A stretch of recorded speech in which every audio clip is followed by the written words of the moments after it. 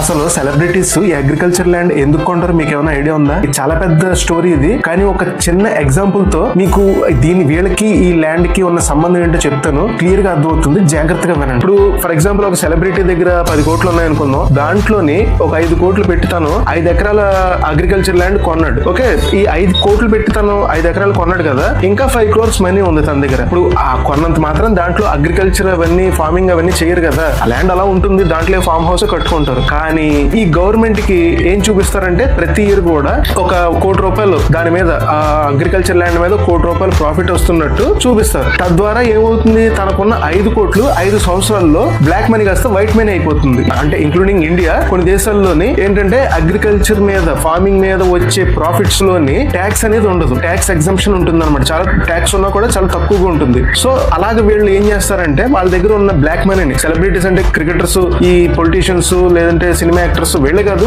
ఎవరైతే black money ఎక్కువగా ఉందో ఆ బ్లాక్ మనీని వైట్ మనీగా మార్చడానికి కుతుకుతలు ఆడుతున్నారో, తహతాలు ఆడుతున్నారో, వాళ్ళందరూ కూడా ఈ అగ్రికల్చర్ ల్యాండ్ అనేది వాళ్ళకి ఒక వరంలాగా ఉందన్నమాట.